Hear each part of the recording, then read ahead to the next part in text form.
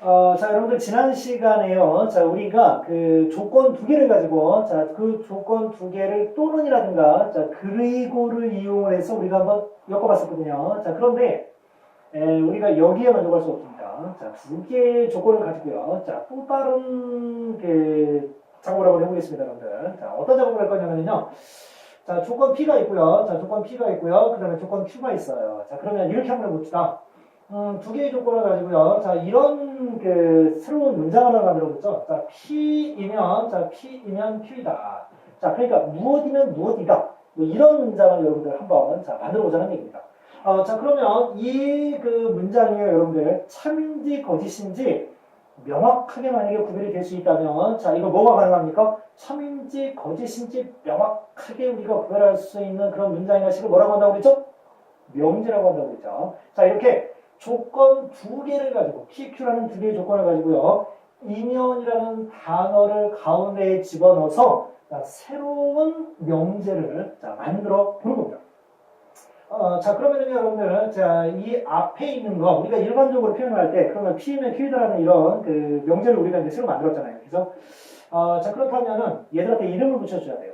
자, 무엇이면 무엇이다. 무엇이면, 무엇인 것 같습니까, 여러분들? 영어 공부 열심히 하셨을 텐데. 자, 이걸 보고 우리가 뭐라고 하냐면, 가정이라고 하죠, 가정. 무엇이면, 이렇게 얘기를 했으니까. 자, 그러면 무엇이다라고 했어요. 무엇이다. 이다가 바로 뭡니까? 이다 앞에 있는 말이 결론이죠. 자, 그러면은 우리가 P면 Q다라는 자, 두 개의 조건을 가지고 새로운 명제를 하나 만들었는데, 걔들한테 이름을 붙여줄 건데, 그 이름이 바로 뭐다? 앞에 있는 조건 P는 가정이 되는 거고요. 자, 그 다음에 뒤에 있는 Q는 결론이 된다. 이 얘기입니다. 그런데 여기까지 이렇게 하고 나서 봤는데요. 자, 매번 이렇게 그 글로 써야 된다면 또 어렵겠죠, 여기서. 자, 그래서 기호를 또 하나 우리가 자, 사용을 해보겠습니다. 어떤 기호를 사용할 것이냐? P이면 Q이다. P이면 Q이다. 뭔가 P에서 Q 쪽으로 흘러가는 느낌? 자, 여러분들 뭐를 사용을 해서? 이렇게 화살표를 사용을 해서 나타내기로 약속을 하겠습니다. 그러면 앞으로 여러분들이 이제 뭐라고 읽어주시면 되느냐면요. 자, P이면 Q이다라고. 이런 이유로 여러분들이 보시면, 자, 읽어주시면 되겠습니다. P면 Q이다. 자, 그러면 여러분들, 선생님이, 이런 두 개의 조건을 가지고 이게 맞는다는 게 가능하냐라고 여러분들이 이렇게 한번 생각할 수가 있는데요. 자, 선생님이 그러면, 자, 예를 하나 여러분들한테 들어주겠습니다. P라는 그 조건은요, 자, 뭐라고 선생님이 예를 한번 들어보려고 하냐면, 자, 사의 양의 약수라고 한번, 자, 예를 한번 들어보겠습니다. 자, 그 다음에 Q라는 조건은 뭐냐면요. 자, 8의 양의 약수라고, 자, 이렇게 한번, 예를 한번 들어보겠습니다. 자, 그러면 어떻게 됩니까? 자, 4의 양의 약수에 뭐가 들어가죠? 자, 이 조건 P가 참여되게 해주는 진리수파. 자, 대문자 P라고 한다면요. 자, 여기는 1, 2, 4가 들어갈 거고요. 자, 그 다음에 8의 양의 약수다라는 조건 Q에, 자, 진리수팝을 대문자 Q라고 하면은, 여기에는, 자, 1, 2, 4, 8이 들어갈 겁니다, 여러분들. 자, 그러면, 자, 보세요. 이게 정말 얼마나 그럴듯한 자, 기가 막힌 아이디어였는지 볼 수 있습니다, 여러분들. 4의 양의 약수이면요 1, 2, 4거든요. 자, 그러면은 4의 양의 약수이면 8의 양의 약수이다. 어떻습니까? 진짜 4의 그 양의 약수이면요 걔들 모두가 어때요? 8의 양의 약수 속에 다 들어있죠. 그러면 4의 양의 약수이면 정말 8의 양의 약수인 거 맞는 거죠. 그죠? 자, 이렇게 서로 다른 두 개의 조건을 가지고요. 자, 이면이라는 자, 이런 단어를 이용해서 새롭게 만들어진 이런 명제. 아주 기가 막힌 아이디어다라고 생각할 수 있겠습니다. 자, 여러분들, 이 P면 Q라는 그 새로운 그 조건 두 개로 정의된 자, 이런 명제 기억하시고요. 자, 그리고 얼마나 기가 막힌 건지를 자, 선생님이 예를 통해서 자, 하나 소개를 해드렸습니다. 자, 그러면은요, 자, 방금 전에 여러분들 선생님이 P면 Q에다가 그러면 참인경으로 여러분들한테 알려드렸어요. 그래서 정말 4의 양의 약수이면은 8의 양의 약수가 될 수 있잖아요. 그래서 자, 그러면 그렇지 않은 경우도 있느냐라고 했을 때 그렇지 않은 경우도 여러분들 있을 수 있습니다. 자, 그러면 그런 어떤 명제가 있는데요. 그 명제가 그렇지 않다라는 것을 보여주는 그런 예를 우리가 뭐라고 하냐면 반예라고 합니다. 반예. 만약에 명제가 잘못됐다는 걸 여러분들이 증명을 하려면요 반드시 하나의 예를 들어 주셔야 돼요. 그 예가 바로 뭐냐면 반예라는 거예요. 근데 이거를 여러분들 집합의 개념을 가지고 여러분들한테 자, 선생님이 한번 설명을 해드리도록 하겠습니다. 어떤 P는 Q다라는 이런 명제가 있다고 했을 때요. 자, 앞에를 뭐라고 하냐면요. 6의 양의 약수라고 하고요. 자, 그 다음에, 자, 뒤쪽을 뭐라고 하냐면, 8의 양의 약수라고, 이렇게 한번 예를 들어보겠습니다, 여러분들. 자, 그러면, 자, 6의 양의 약수 어떻게 됩니까? 자, 1, 2, 3, 6이고요. 자, 그 다음에, 8의 양의 약수 어떻게 돼요? 1, 2, 4, 8이죠? 이렇게 됩니다. 자, 그러면, 과연 이 P면 Q다라는 명제는 참이 될 수 있을까요? 이 P집합에 있는 모든 원소가 Q집합에 다 들어있나요? 그렇지 않죠. 걔가 바로 누구예요? 걔가 바로 누구냐면 요 3하고 6이 요 Q집합에 포함이 되어 있지 않거든요. 그러면 결과적으로 이 얘기는 무슨 얘기냐면 P면 Q이다라는 말은 잘못됐다는 거죠. 잘못됐다는 겁니다. 그때에 앞으로 딱 나서서 야 이거 잘못됐어라는 것을 단적으로 증명해 보이는 애가 누구냐면 바로 3과 6입니다. 이 3과 6이 바로 뭐냐면 반례인 거예요. 아셨죠? 여러분들 그 명제와 조건을 우리가 공부할 때는요, 이 반례에 대해서 여러분들이 정확하게 그 개념을 가지고 계셔야 되기 때문에 선생님이 자 이렇게 힘을 주어서 자 내용을 한번 강조를 해봤습니다. 자 그러면은 자 앞에서 선생님이 그 개념을 설명하면서 어느 정도는 여러분들에게 그 어느 경우에 P면 Q다라는 이런 명제가 참이 되고 거짓이 되는지에 대해서 의미를 조금씩 이렇게 내용을 좀 던지기는 했어요. 그죠? 던지기는 했는데요.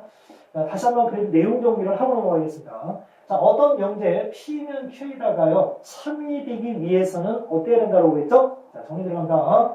자, 조건 P의 진리집합을 대문자 P라고 하고요. 자, 조건 Q의 진리집합을 대문자 Q라고 한다면요. 이 조건 P의 진리집합이 조건 Q의 진리집합인 Q에 포함이 될 때 이 명제가 참이 될 수 있었어요. 그죠? 자, 자, 그걸 이제 여러분들이 생각을 해주시면 되고요. 자, 그런데 만약에 P면 Q이다.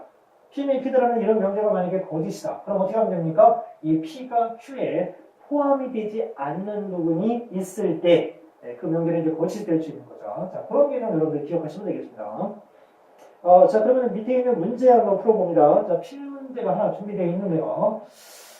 명제 그 9의 양의 약수이면 8의 양의 약수이다의 참거짓을 한번 판별을 해보라고 했습니다. 자, 9의 양의 약수 한번 들어가 볼까요? 자, 뭐가 있을까요? 자, 이거를 P라고 하겠습니다. 자, 1, 2, 3, 9가, 1, 3, 9 이렇게 되네요. 자, 그 다음에 18의 양의 약수 어떻게 됩니까? 자, 1되고요. 자, 2되고요. 그 다음에 3되고요. 그 다음에 6되고요. 9되고요. 18되네요. 엄청 많아요. 자, 그러면은 이 그 조건에 있는 진리집합 속에 원수가 1, 3, 9가 있는데요. 자, 어떻습니까? 결론의 진리집합 Q 속에 1, 3, 9가 다 들어있죠? 자, 그럼 어떻습니까? 얘는 여기에 포함이 되죠? P가 Q에 포함이 되고 있습니다. 자, 그러면 이 명제를 뭐다? 참이라는 겁니다.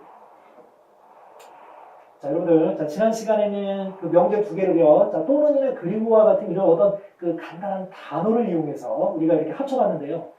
화살표를 이용해서 우리가 자, 기가 막힌 명제를 지금 새롭게 탄생을 시키고요. 자, 그 다음에 그 명제의 참거짓은 어떻게 판단을 하는지 이런 것들에 대한 내용을 살펴보고 있습니다. 자, 그러면 자, 다음에는 또 자, 어떤 내용이 있을까요? 자, 보겠습니다. 자, 그러면은요, 자, 4번. 자, 모든 또는 어떤이 들어있는 명제의 참거짓이라고 했습니다. 이제, 뭐, 우리가 지금 뭐, 또는 그리고, 그 다음에 화살표, 뭐, 이런 것들로 쭉 우리가 어떤 새로운 내용들을 계속해서 만들어 갔는데요. 자, 이제는 뭐, 그거에 만족할 수 없다는 거죠. 모든이라든가 어떤이라는 이런 단어를 사용해서 또 새로운 명제를 한번 만들어 보겠다는 의도가 깔려 있는 것 같습니다. 자, 그럼 내용 볼까요? 자, 명제. 자, 모든 x에 대해서 px다라고 했습니다. 모든 x에 대해서 px다. 모든이라는 단어를 사용해서요. 모든이라는 단어를 사용해서 px라는 조건 하고 이렇게 엮여가지고 새로운 명제가 탄생하는 순간입니다. 자, 모든 x에 대해서 px이다. 자, 그러면 우리가 이제 그 집합 개념에서 생각을 했을 때, 우리가 어떤 큰 틀 속에서 일반적으로 생각을 하죠. 그죠? 자, 그러면은 그 집합을 우리가 전체 집합이라고 하는데, 그 전체 집합 속에 들어있는 모든 x가요, 이 명제의 이 조건 px를 만족시킨다는 얘기가 되는 거죠. 말 그대로라면 모든 x가 px라고 했으니까, 그죠? 그렇다면은 우리가 이거를 참여되게 해주는 그런 그 상황을 질리집합을 가지고 생각한다면 어떨까요? 이 전체집합 속에 들어있는 모든 원소가 이 조건을 다 만족시킬 수 있어야 되니까 어떻게 됩니까? 전체 집합과 이 조건 P를 만족시키는 질리집합이 서로 어떻게 된다? 혼연일체가 돼서 하나가 돼야 된다는 거죠. 둘이 똑같아야 된다는 얘기입니다. 그래야지 모든 X가 PX가 될 수 있겠죠. 자, 그런데요. 자, 두 번째. 어떤 X에 대해서 그러면 PX다라는, 만약에 어떤을 사용해서 이런 명제를 우리가 만들었다고 합시다. 자, 그러면은요. 어떤이라는 것은 다 만족될 필요도 없어요. 하나만 써도 되는 거예요. 하나. 그죠? 두 개면 더 좋겠지만, 어떤 X라고 했으니까 하나만 있어도 이 명제가, 그러면 참여될 수 있다는 얘기죠. 어떤 내용에서 만약에 새롭게 명제가 만들어진다면.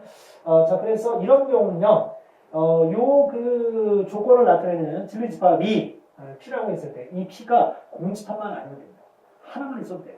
자, 그러니까 다시 한번 정리를 해보면요. 자, 모든이라는 것은 전체 집합에 있는 그 전체 원소들이 하나도 빠짐없이 그 조건을 만족시켜야 된다는 거고요. 어떤 X라는 것은요, 그 진리집합, 그 PX라는 그 조건에 그 만족시키는 X가 전체 집합 중에 단 하나도 있기만 하면 된다는 겁니다. 자, 그거 여러분들 기억하시고요. 자, 그래서 모든과 어떤을 이용한, 자, 그런 내용을 살펴봤는데요. 자, 이것도 또 그냥 넘어갈 수 없겠죠. 그래서, 자, 어떻게 합니까, 여러분들? 자, 부정 들어갑니다.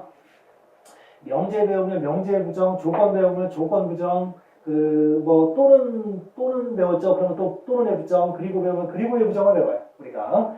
자, 그리고 지금 또 어땠습니까? 모든 X, 어떤 X라는 이런 단어를 이용해서 또 새로운 명제를 만들었거든요. 자, 그러면 얘들의 부정도 또 살펴봐야 되겠죠. 자, 그래서 모든 X에 대해서 PX다라는 자, 이런 명제의 부정은요. 모든의 반대는요. 어떤입니다. 자, 그래서 어떤 X에 대해서 PX라고 했으니까 뭐예요? not PX. 그러니까 PX가 아니다. 이렇게 되겠죠. 자, 모든 X에 대해서 PX이다의 부정은 어떤 X에 대해서 PX가 아니다. 이렇게 여러분들이 자, 생각해 주시면 되고요. 자, 두 번째, 어떤 X에 대해서 PX이다. 이거의 부정은 뭘까요? 그러면, 자, 가리고 한번 해볼까요? 자, 모든의 반대가 뭡니까? 어떤의 반대가 뭡니까? 모든이죠. 자, 모든 X에 대해서 PX라고 했으니까 부정은 뭐예요? PX가 아니다. not PX. 이렇게 하면 쓰면 되겠죠. 자, 그럼 이제 밑에 있는, 자, 문제 한번 들어가 보도록 하겠습니다. 자, 실수 전체 집합어를 그 전체 집합으로 하는, 자, 그런 그 상황에서요. 다음 명제의 부정을 말하고 그 부정의 참거짓을 한번 판별을 합니다.